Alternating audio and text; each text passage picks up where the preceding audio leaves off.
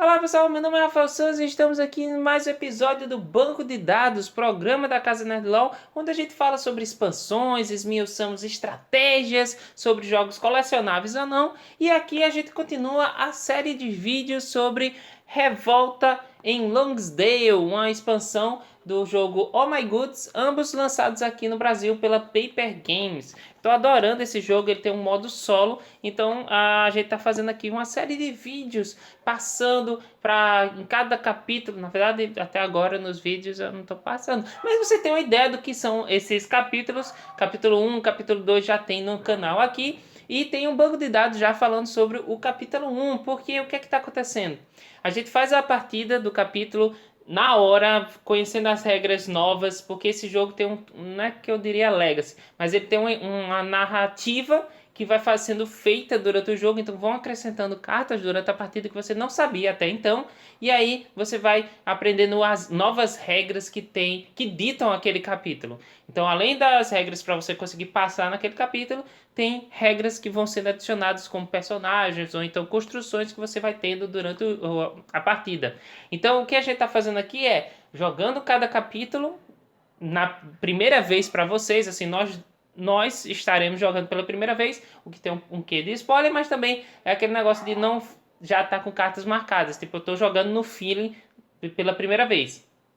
E depois, nos bastidores, eu jogo o jogo até conseguir passar o capítulo, e porque até agora eu não consegui passar gravando. E aí eu falo com vocês num banco de dados explicando qual foi a estratégia para passar daquele capítulo. E dessa vez vamos falar do capítulo 2, a Catedral, que é um dos capítulos mais difíceis segundo a galera aí que jogou Oh My Goods Revolta em Longsdale. Eles dizem que o 2 é o mais difícil. E eu tenho minhas considerações sobre isso, mas primeiro, pessoal, clique em gostei, compartilhe com seus amigos esse vídeo. Se você curtir nosso canal, gostar do nosso material, por favor, considere apoiar a gente no Padrim. O link está na descrição. Tem várias coisas legais que vocês podem ter com os benefícios, mas o principal é ajudar a gente a evoluir como canal e trazer conteúdo de qualidade para vocês. E por favor, fique até o final do vídeo, porque tem uma pergunta sobre o próximo capítulo do Oh My Goods, porque é questão de dupla escolha. E eu vou deixar essa escolha para vocês, tá certo? Então, por favor, fiquem até o final do vídeo, ou então pula até o final do vídeo, se você não quiser ver o vídeo. Mas enfim, tem uma pergunta lá para você no final desse vídeo, tá bom? E aí responda essa pergunta nos comentários, que vai me ajudar a escolher para onde eu vou no próximo passo. Quer entender por que eu vou fazer essa pergunta? Fica aí depois da vinheta.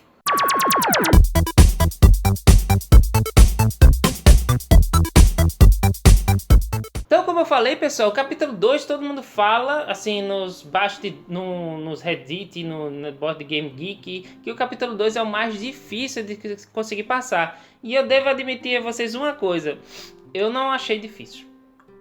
Aí acaba disse, não achei difícil. Não, não é isso não. O negócio é que, tipo assim, ele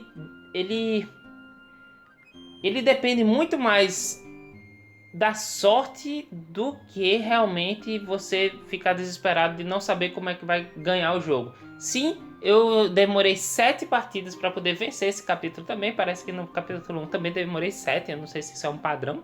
Mas enfim, por quê? Porque ele é considerado difícil. Primeiro porque ele é considerado difícil, eu imagino, porque é menos material de produção que você tem para poder ganhar o jogo, né? Tipo assim, no primeiro você tinha várias opções que você deveria pagar pro reino para poder começar assim a contar os pontos e dizer se você passou ou não do jogo. Nesse você só tem 3 materiais. Essas produções são difíceis de fazer teoricamente. Você não tem um combo fácil, porque o vitral ele necessita das duas outras coisas, né? Que é a tábua e o vidro, para poder fazer os vitrais. Mas assim, do vidro por vitral, você só vai ganhar uma moeda, porque o vidro em si é 4 pontos, ou 4 moedas, e o vitral é 5, só que aí você vai ganhar mais dinheiro, porque você vai adicionar a tábua, que aí a tábua é 2 moedas que ele rende, e aí fazendo essa cadeia de produção você vai ganhar 5 com a tábua. Então a vantagem está nisso, mas até que você consiga fazer esse combinho aí pode ser difícil. Mas assim, eu particularmente não achei difícil esse capítulo. O negócio é só sorte. E por que eu digo isso? Você segue o mesmo esquema do capítulo 1, daquele esquema do banco de dados que eu falei. É construção a cada rodada. Você não pode deixar de construir pelo menos um lugar de 2 pontos, né, durante todas as rodadas. Isso já deixa você tranquilo. Aí você tem a ajuda do coelho, porque você pode ajudar o coelho dando para ele ou 3 cartinhas que representam 3 minerais, ou 3 ferro, né? 3 cartinhas que representam os bois. Então, se você conseguir no final do jogo entregar isso para ele, você ganha 5 pontos. Aí, onde é que vem a sorte para você vencer mais fácil? O que é? São os ajudantes. Para mim, sempre os ajudantes têm que sair, calhar, porque eu sempre faço aleatório. Tem que calhar de ser sempre os de 3 pontos, que dá 3 pontos para você. Não tem para onde correr, porque vai fazer falta um pontinho. Mesmo que seja fácil conseguir pegar o ajudante, vai fazer falta esse um pontinho. Então, sempre torço para vir os de 3. E quando sair a carta que você troca o ajudante, você tenta trocar por um de 3. Além disso, a outra sorte que você tem, nessas 7 partidas que eu joguei para conseguir vencer, em nenhuma delas, nem na gravada, eu consegui pegar a carta do coelho, que foi adicionada ao jogo. Então, ainda bem que eu consegui vencer sem pegar ele, mas não peguei nenhuma vez coelho, e nessas 7 partidas acho que eu só consegui pegar 2 vezes o Tony Myers. Então era sempre assim, e na última que eu venci eu consegui pegar. Era sempre assim, ou ele vinha como resultado de um produto, tipo você fez um produto e colocou lá, ou ele era descartado quando ia pro mercado. É uma coisa do jogo, mas se você tiver esses elementos dos ajudantes com os 3 pontos e conseguir pelo menos pegar uma vez esses 2 personagens, ou pelo menos um deles, porque eu já vi que não é tão necessário a coelho, né? Então você já está com meio caminho andado. E como é o processo para você... como foi o meu processo para eu poder vencer o jogo? Logicamente você tenta pegar no começo a serraria, a vidraçaria e a fazenda por desencargo de consciência, porque vai que você precisa da ajuda do coelho para ganhar. Coelho, né? E aí você vai ter a serraria para começar a criar as tábuas, mas eu apostaria mais na vidraçaria. E por quê? Na vidraçaria você meio que vai ganhar 4 moedas, o que é muito já. E você, com seu personagem, o trabalhador, sem ser os ajudantes, você vai conseguir, quase sempre conseguir 2 produções. Então vai conseguir 8 dinheiros quando você está trabalhando sempre atento na vidraçaria, o que é muito legal.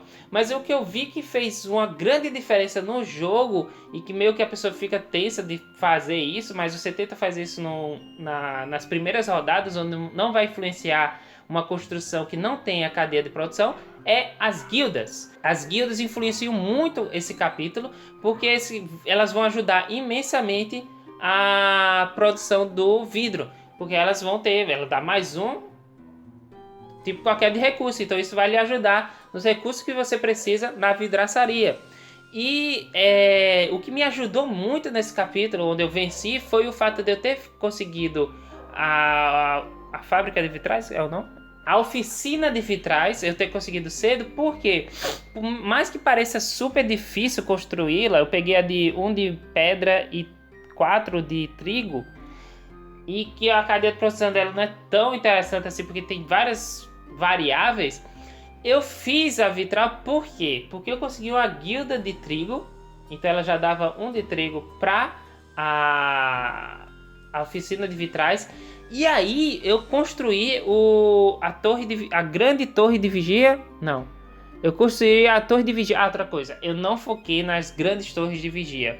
Eu preferi, quando eu tinha aquele momento que eu tinha que construir alguma coisa na rodada e não tinha nada que me ajudasse nos ajudantes, tipo ter uma cor específica, ou quando eu precisava ter uma cor específica, eu ia logo na torre de vigia. Por mais que você ache que quando pega o de 10 você ganha 3 pontos, já ganha as 3 forcinhas que você precisa, na verdade nem é tão importante assim. É melhor pegar as torres de vigia, que são mais baratas, e elas também dão o mesmo poder, que é o que? Não precisar de um recurso. Então eu botei isso na vidraçaria, botei uma torre de vigia na vidraçaria, botei uma torre de vigia na oficina de vitrais e botei uma torre de vigia na fazenda que eu construí também, porque aí eu garanti nesse processo os 3 bois, e era muito fácil a cadeia de produção da fazenda, então você tinha sempre trigo na mão, e aí eu poderia, naquelas rodadas que você pode fazer a produção de cadeia de produção. Então era muito fácil e era uma boa quantidade de dinheiro que a fazenda dava, né? Então com isso, guilda com trigo, já fazia o trigo que precisava nos vitrais. Aí eu peguei a torre de vigia, que também diminuiu um dos recursos dos vitrais. Então eu ficava só esperando no mercado aparecer 2 trigos e uma pedra para não precisar gastar nada e fazer a parte atenta da oficina de vitrais, que gerava 5 moedas cada vitral.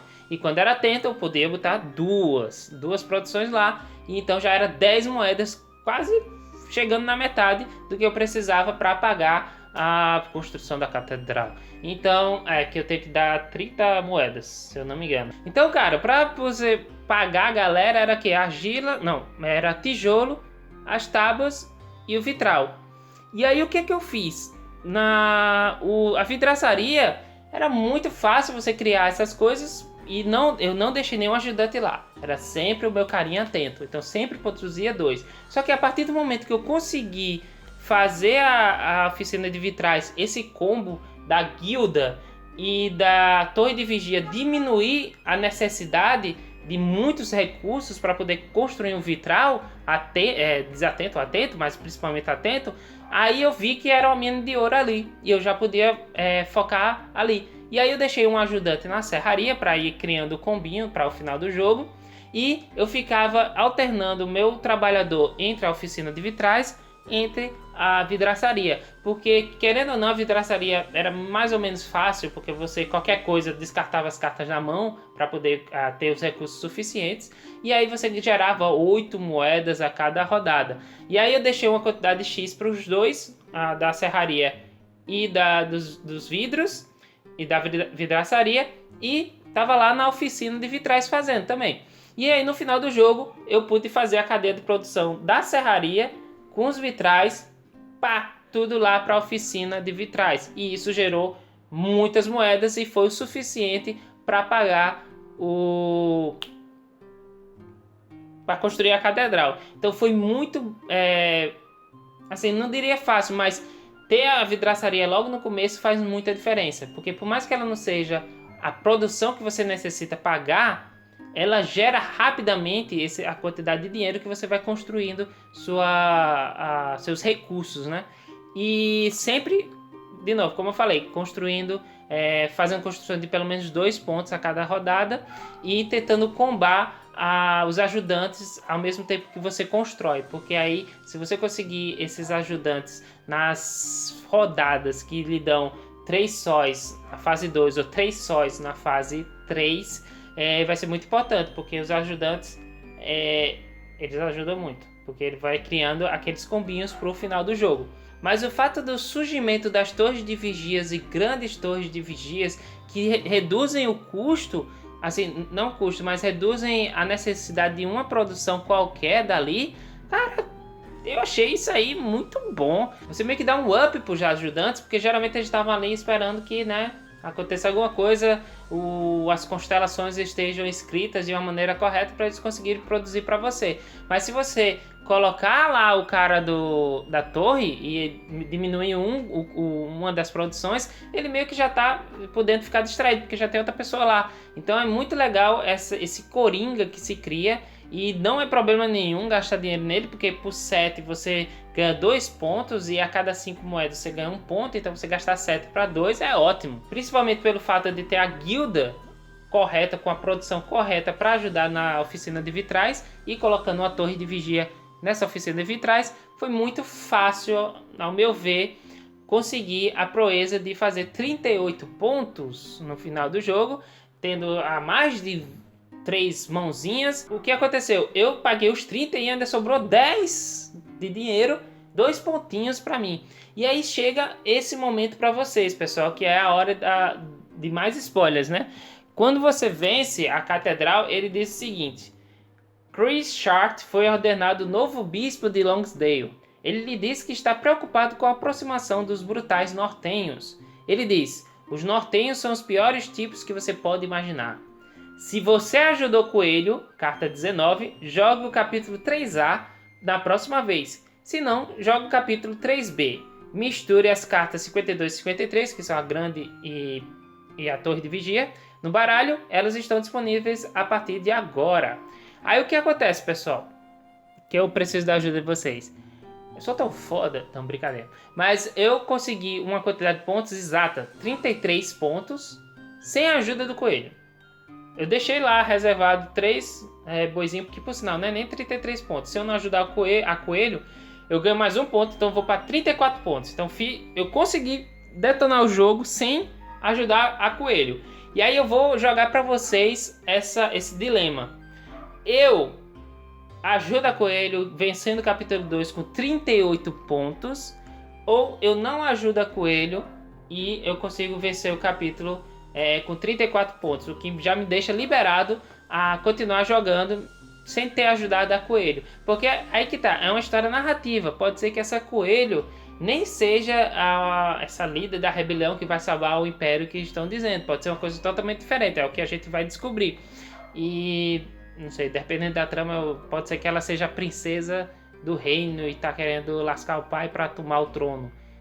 Pode ser isso. Então, eu fiz ponto, e como é mais difícil, porque assim, meio que tem essa opção da Coelho, você ter ajuda porque vai ganhar 5 pontos, se der 3 bois ou 3 ferros, o que meio que totaliza 1 ponto. 1 ponto para ganhar 5.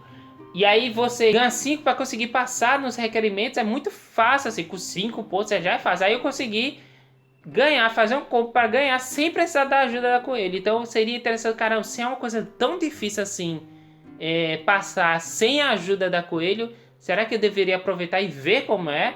Tipo, eu não ajudo, passo com 34 pontos e vejo como é o jogo sem a ajuda da Coelho. Então, por favor, responda aí essa minha questão. Vou esperar um certo tempo para poder ver se vocês estão colocando nos comentários se eu devo ou não ajudar a Coelho, porque aí eu jogo a partida seguindo um desses dois caminhos, tá bom? Então até a próxima, pessoal. Tchau!